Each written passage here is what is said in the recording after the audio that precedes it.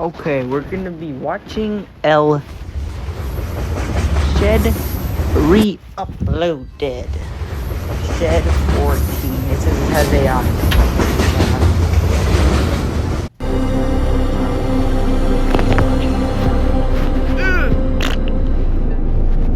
turn on the volume. There's no volume? Oh, there it is. Look, it's Thomas the Train. Dude, I love Thomas the Train, bro. Oh. Dang, what happened? Choo Choo Charlie, bro? Did he eat everybody, bro? Thomas the Train. I don't know who that red boy character is. Oh.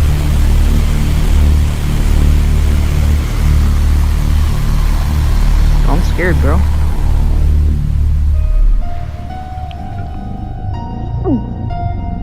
Shut up. Yo. No. Thomas, no. Did Thomas die? Where's his head? Dude, they sliced off his head. What? Oh, this is traumatizing, bro. They were the stories that have charmed an entire generation.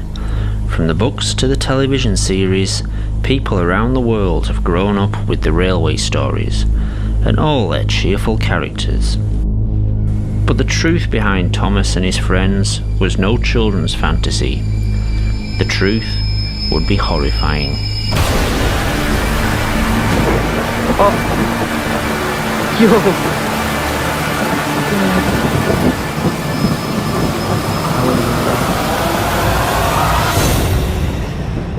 It is 1945, and the remote island of Sodor, off the northwest coast of England, has emerged from the fog of World War II, relatively unscathed and untouched. The island served as a detention camp for Germans living in England. Yo. That's how Professor came to be here. Professor Wilhelm Goetze was born in 1903 in Munich, Germany.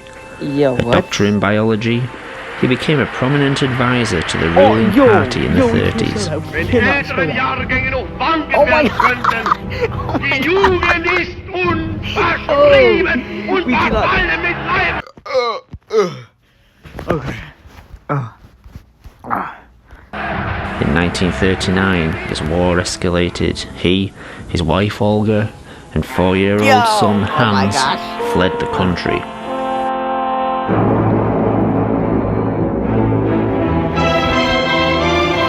Tja, ich habe nie einen solchen Befehl bekommen. Er hat einmal gefragt, nicht wahr? Am 14. Mai 1942 war der Großadmiral Räder und ich bei ihm. That's what he wanted people to believe. The fact is, his experiments were hard to stomach even for his own people. In truth, he had become a prominent figure in the government, Oh. but as his work progressed, questions and objections had been raised in the higher echelons of the Reich. His work with genetics and DNA was truly pioneering. The cracking and manipulating of the human Wait, you saying genome. this in 19? What Professor Goetze was more 85? successful Yeah, in, that's however, probably. was keeping his history a secret until his death. In an attempt to gain favour among the German hierarchy, Wilhelm Goetze was at the forefront of the government's most fanatical policies. In 1938, he was influential in instigating the infamous Sajmelnacht, the Night of Sawdust. But, as his experiments advanced, he became a much less popular figure and soon feared for his and his family's lives. Oh no. As soon as he escaped to England, he was banged up here. But locals were nice to him. There was no hostility, and many of them chose to live here after the war. Following their release, Professor Goetze, Olga, and young Hans chose to remain. After studying under his father, Hans left at the age of 18 and went to university on the mainland, studying biology and engineering, writing several pioneering papers about genetics and the splicing of DNA with mechanical implants. He called it biofusion, the technique of manipulating genetic material to splice with mechanical attachments. However, much like his father, the British government became more and more concerned with Hans Goetz's proposals. So he was forced to seek financial backing from home. His dad left Germany with quite a few bob, so Hans came back. He saw our little island as some sort of refuge where he could work in peace. Soon every nutcase and eccentric was coming over. By 1962, Hans had set up Sodor Research, a small lab near the town of Alsborough, but soon the enterprise began supplying medical equipment and machinery, and quickly grew to become a large complex, comprising its own links to the growing Sodor rail system. Young Abby Collins from the town was working there when Professor Hans took a liking to her. Soon they were married, and not long after, the town was buzzing with news of her pregnancy. Baby Thomas was born in 1968. Throughout the early years of his life, he would watch the growing railway network with fascination. He couldn't get enough of trains. His dad bought him one of the first video cameras, and he'd be on the platforms every day. You can see me in some of those tapes. Hiya, Mr. Hartley. Morning, Thomas. But he was friends with everyone, even that simple bloke who could only say where he lived. Sodor.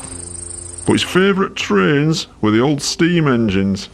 Steam engines were a dying art on the British mainland, but Hans also had a fondness for them, much like his son, and likes to keep them running for our purposes, taking orders from the labs to the growing docks, or to the mainland to be transferred to modern postal express trains. But as the Sodor rail system expanded, it found itself increasingly under the supervision of the new British rail network and appointed a new controller. Right, get off my f***ing platform! Sir Topham Hatt. Born into money, he took his ridiculous name to heart and started wearing a top hat all the time. Of course, we islanders had a different name for him. Fat bastard. You've never met such a cold-hearted as him. He banned all steam engine volunteers and cut most at rail employees, shut down the branch line and the smaller stations. He was happy to let the railway rust away, just like they did to main line. But the fortunes of the railway were about to take a profitable turn, a stroke of luck for the island that would result from tragedy. Oh no, did he die? Come on, we're gonna be late. What's the time? Thomas, get moving. Young Thomas loved following railway. He'd be out all the time, hoping to catch a new train on his camera. 11:45's coming through soon. He won't wait for us. Yeah, why is that guy just staying still? Unfortunately, he didn't take as much Every time he looks notice of away, the he just safety moves further signs. away. I'm not being late again. Have we missed it yet? Wait for the 11:45. Never mind the 11:45. It must be late again. Thomas, come on. It's always held up.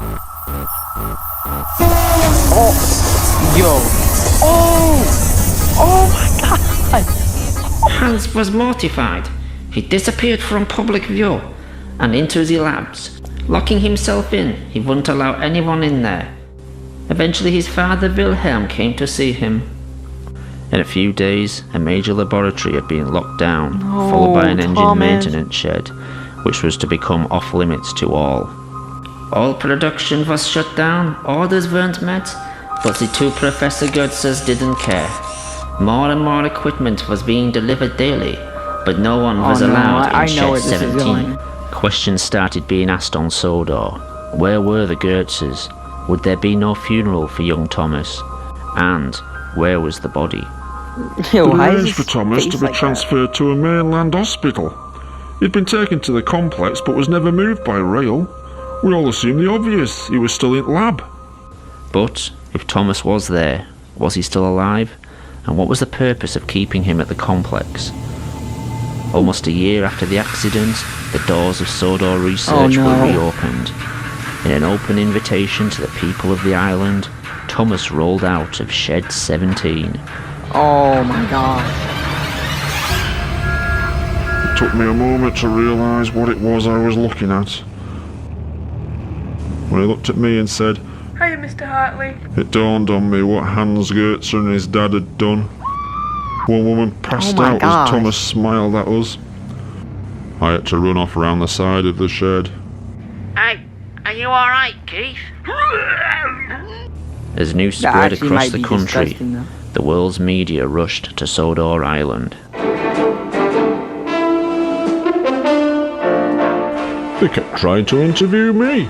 Like imagine became like a bit of a real face on celebrity. train and it's like talking to you. That's disgusting. dead Controversy kid. on Sodor Island. Questions asked about science. Oh, that's why he's It's great, fair to 'cause he's say like I was dead. pretty nervous He's like at times. Frankenstein. Now by Keith Hartley. But I think I put on a brave face. What did you think when you first came to meet Thomas the Tank Engine? Yo. Yeah, I'd be disgusted too, bro. But it's my boy Thomas, so like I low-key crack. Most of my mates said I looked pretty good on telly. The mayor said I'd represented the people of Sodor very well. It's important to show you're confident when Oh my people are gosh. asking you awkward questions. Good evening. An act of mercy or a crime against humanity? What is I his voice enjoy like, now bro? by Even when some of the questions got difficult, I made sure I knew what I was talking about. What was your reaction when you first met a talking tank engine? Yo, he just gives a If you barking can't voice. make an informed opinion, or if you can't string together two words on telly, well, maybe you shouldn't be on there. There are two sides to this. Admittedly, We've the read subject one matter was a bit lot. bizarre Let's hear the other sometimes. one. There are some dark forces at work here. He's gonna throw up. Yeah. You were alright as long as you could win over the audience. See this, they're laughing at you. They're not laughing with you. Yo. The Goetze family refused to answer any questions. Behind closed doors, the only question they agreed to answer had been asked repeatedly. Would Thomas work on the railway? The response was an emphatic no. Thomas's DNA had been reprogrammed to accept and adapt to the engine structure, using the engine's internal system to maintain his organic functions. Oh my god. What no one could be sure of was how much of the engine was mechanical and how much was organic material. Thomas had been able to move around without coaches, but to work on the railway, his engine would need to be fired up and operated by a driver and fireman. Since no one could be sure how much of the engine was Thomas, Ew, the pressure yeah. caused by the engine could rupture his organs from the inside, and the incredible heat could boil him alive.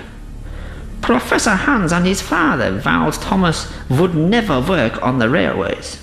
Similarly, the two professors were to refuse many requests by people from around the world who wished to be Where's biofused his into butt? engines. Does he eat? There were billionaires offering to pay whatever they wanted to be converted into an engine or some other transport. Oh. Train enthusiasts too, and people with terminal illnesses were desperate to be made into trains. But for some reason, the Goetzes refused. But there would be other interested parties, eager to seize on the biofusion gold mine. The independently wealthy Topham no. Hatt Yeah, this staged is a hostile bad. takeover, and within weeks had bought a controlling share in Sodor Research. 36 minutes. Immediately, the policy of the company changed, and so did the ethics. The medical supply wing was shut down, and work began on mass biofusion experiments and operations. Oh no. Anyone yo. who could afford it, some handing over their whole fortunes, were turned into engines. But, along with the new policy, there would be worse to come.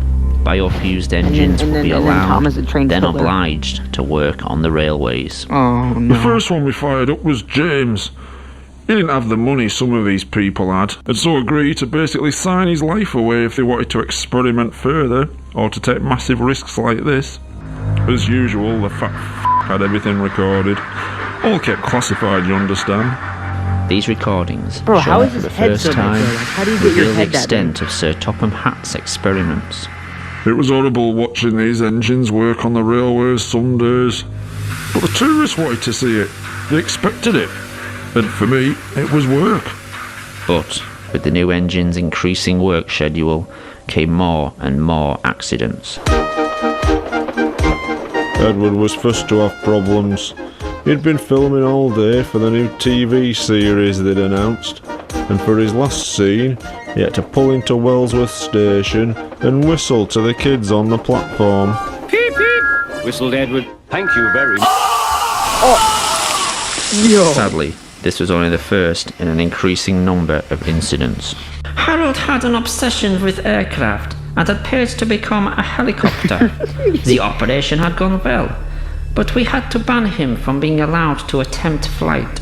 In an experiment kept secret until now, Mavis the diesel engine was to be the first biofused locomotive used on the railway. We fueled her up and everything seemed fine. Then things got out of hand. The diesel began to burn her internal organs. Everything organic in the engine was soon burning. Have you ever heard a locomotive scream in pain?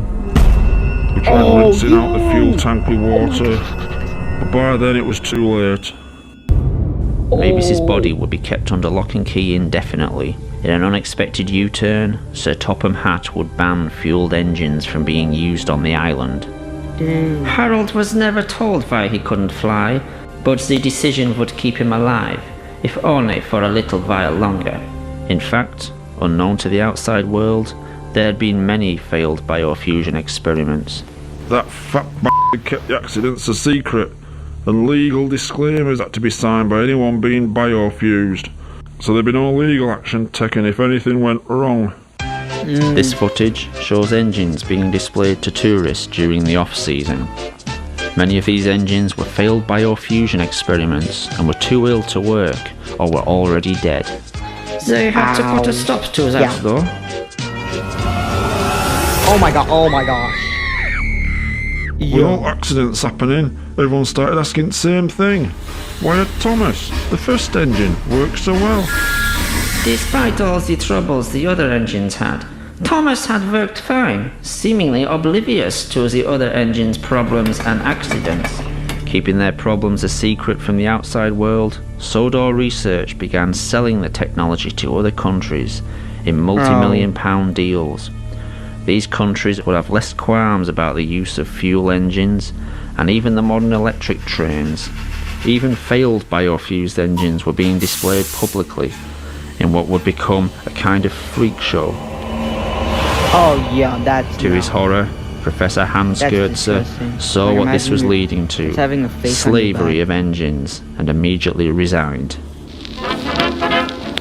His father, Wilhelm, would go one step further. Thomas, low-key, like, he's just like there, bro. He's just like chilling, man. He's always smiling, even though his friend died. Dude, wait, that's his grandpa. I mean his dad.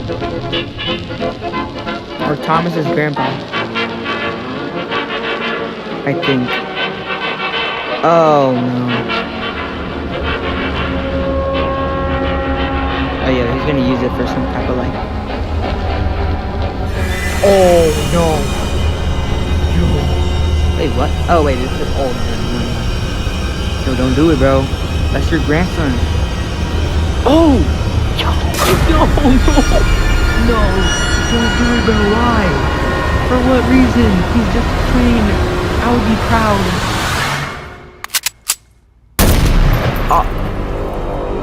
Yo, wait. Professor Wilhelm couldn't come to terms with what was happening to his engines, and took the only course he thought he could take. It's not even blood, that's just like meat. Got a load of us rail He's staff on fire, over bro, to what? his house to clean up after the body was taken away. You should have seen it. Sawdust everywhere. It took us days. But such attempts to keep the incidents on Sodor a secret were short-lived after a very public accident. Gordon paid an enormous amount to be Sodor's first 462 configuration engine. Much bigger than any other engine at the time. We were terrified that fat shite would make us fire up that huge engine. We were shocked to discover he had insisted on being able to work on the railway. So, one night, after the regular staff had finished for the day, Fat some of the rail staff and I fired up the engine. As usual, these experiments were filmed. This footage has never been broadcast before. Dr. Ruth and I filmed it all.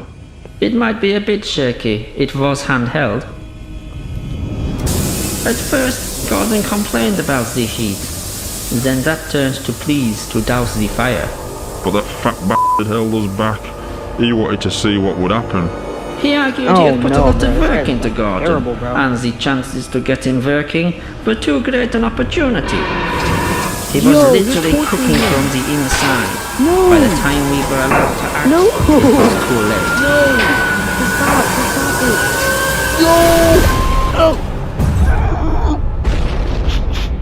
I wasn't as near to him as some of them. All I could do was run. I was lucky to get away with some singed clothes. Others weren't so lucky. The fateful few hours following the accident would seal the fate of Sodor Research. The fat stopped us trying to put out the fire, insisting that any evidence would fall back on us. He kept repeating, "This was all your fault. You knew the dangers. You're legally to blame." He stopped us calling for ambulances or the fire brigade. We told him, "These are injured people here. They're going to die unless we do something." But he kept saying, "No one from the outside can come in. No one can see this." Finally, someone suggested we airlift them to hospital. Harold was banned from flying for his own safety, but we thought the risk was worth it. Fueling Harold was a nervous experience. Would he have the same reaction Mavis had? We all breathed a sigh of relief and loaded the injured people aboard. Then it all went wrong. He's gonna like something bad.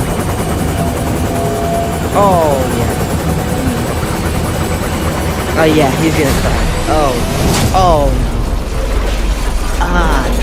Harold's engine had worked fine, but what no one realized was most of Harold's lower extremities were permanently fused to his propeller system.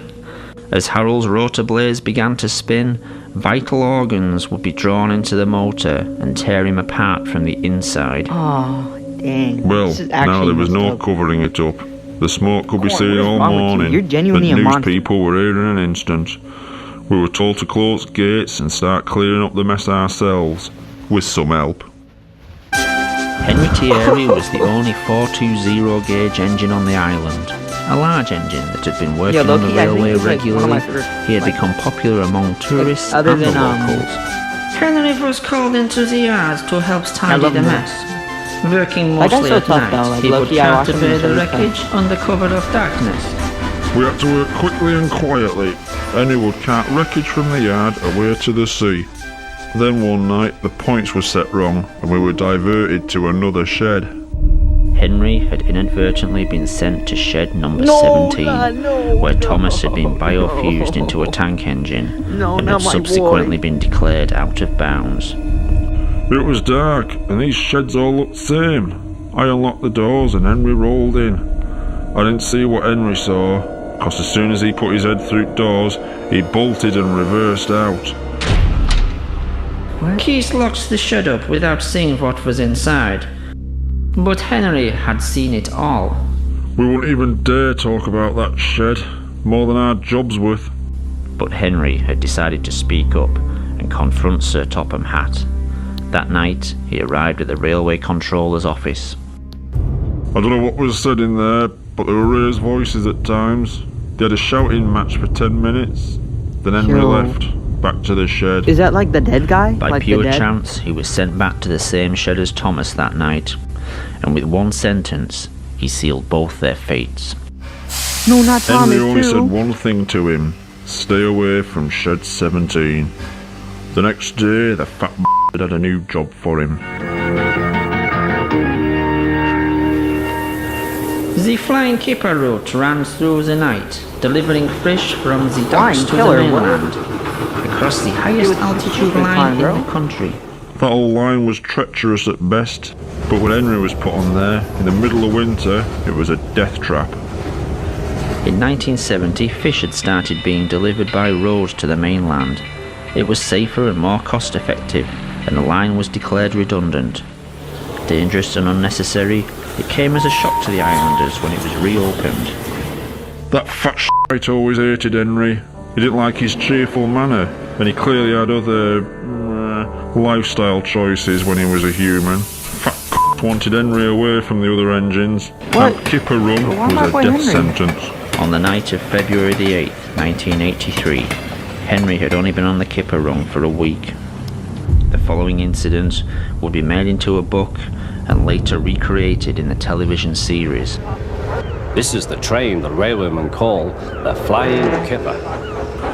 Can you believe they put it in a kid's story? Of course, that fat f***er changed quite a few of their facts. They couldn't know the points from the main line to a siding were frozen, and the home signal should have been set at danger, but snow had forced it down. As the train approached the most treacherous part of the line, unnoticed to Henry, his driver and firemen, the points had diverted them to the adjoining siding and right into the path of another train. No! Henry, no! Oh! We just tanked that! Oh my gosh!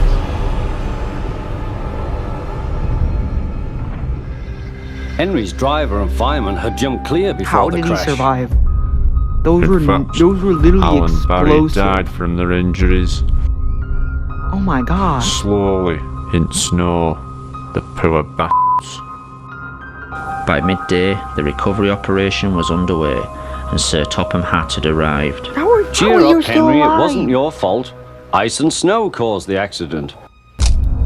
These images from a train spotter's camera were taken course, the bro, evening it's him. before and were I hate successfully this covered guy, up bro. by the Sodor Railway I hope this Board guy for gets 10 eaten by years. Choo Choo Charlie. There was a railway spike in points, blocking them. Of course, that had disappeared by the time we got there. I'm sending you to Crewe, a fine place for sick engines. Oh no. Crew. We all knew what that meant. They'll give you a new shape and a larger firebox. Crewe was, at the time, one of only 2 scrap metal yards in the UK capable of handling and recycling organic material as well as engine parts. You'll feel a different engine and won't need special coal anymore. With those few words, he'd sentence Henry to death. Won't that Henry. be nice? Oh. Yes, sir, said Henry doubtfully. Everyone knew we wouldn't see him again, and everything was sewn up nice and neat for that fat f***. Oh my god. Yo, how are these workers As news actually got out about doing it Henry's without saying accident, anything? it didn't take long for Thomas to realise Henry had been disposed of because of what he knew. The next evening, Thomas had been put on his own for the night at Knapford Station. As his driver and fireman left, under what was left of his own steam, he set off for the Sodor Research Complex. He had a small amount of burning fuel in his firebox, but he was mostly moving under his own strength. It took Thomas 3 hours to get to the complex, the effort to get there nearly killing him. Thomas arrived at midnight, with no one around. He made his way to the shed where he was created. What he found was the answers to his questions, and many others. Since Sodor Research had begun producing biofuels vehicles, the world had asked, why had the first biofusion operation worked so well, but nearly every operation since had failed? Sadly, Thomas found the reasons inside. Oh no, it's Hitler. What is that? What is that? Thomas had never been the first operation. He hadn't even been second. What shed number 17 contained was evidence of several attempts to create a tank engine with Thomas's DNA. These had been early tests made by people with no experience of an experiment on this scale. Ill-planned and unprepared, these procedures had used DNA from the human Thomas and had been as much the real Thomas as the tank engine the world had come to know and love. Yo. To us, Thomas the Tank Engine had been the Thomas we all knew as a boy. Part of the family the whole island's population had known and respected since Wilhelm first arrived. In actuality, this tank engine was no more the real Thomas than all the failed creations made over the 12 months before. Oh my gosh. This Thomas had all the human Thomas's memories and experiences. He had learned what Thomas had learned, known who Thomas had known, but so had all the previous failures. Oh my gosh. Wait, so that's not actually Thomas? Wilhelm and Hans Goetze had had to learn through trial and error how to bring their Thomas back from the dead. The following experiments had not had the same work put into them, resulting in the freak engines and aircraft that had developed so many problems on Sodor Island and around the world. In Shed 17, Thomas wouldn't discover who he was, but in fact, who he wasn't. So it's like a different organism. Oh, that explains why his face is so big.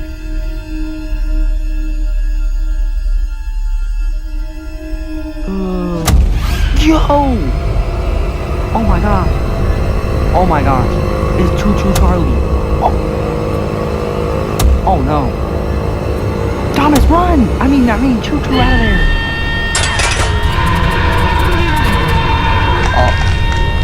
Oh my god. Oh my god. Oh my god. Yo. What? What is going on? What? It's a dinosaur. Yo.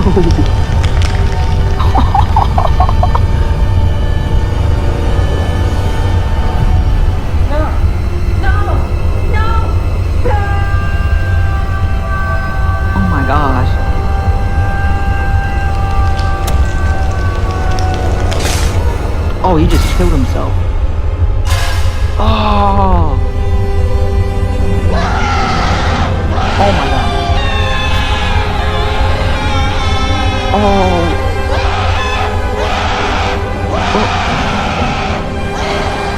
He had no idea he was only one of many clones. None of us did. But I guess as time passed, we stopped asking all the questions we had at first. We were just glad our friend was back with us. He could work for us. He became our servant in a way. Someone who drew in the crowds, helped create jobs, was eager to work. Thomas always thought of us as his friends. Sadly, over time we came to think of him as just really useful. Oh my gosh. Yo, what? Why is he a monster? He just keeps on screaming.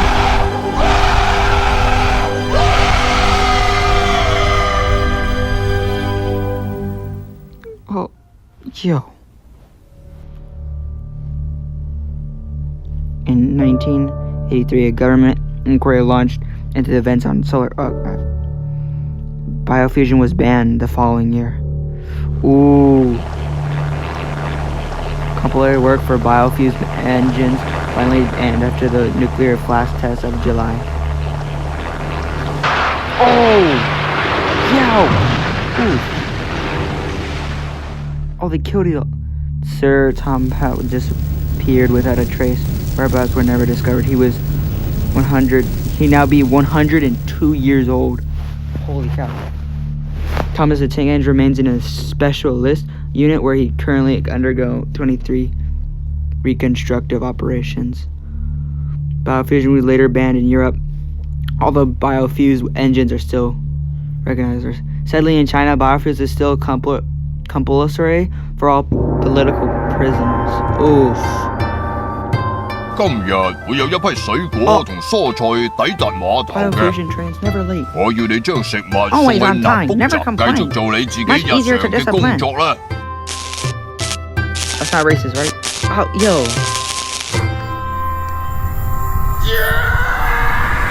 Oh my god.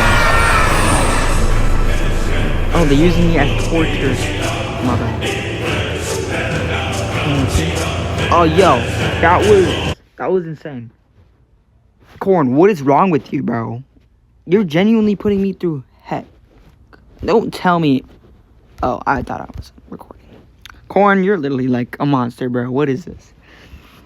This is I thought this would be like a monster, but this is genuinely just horror. Is it just the credits?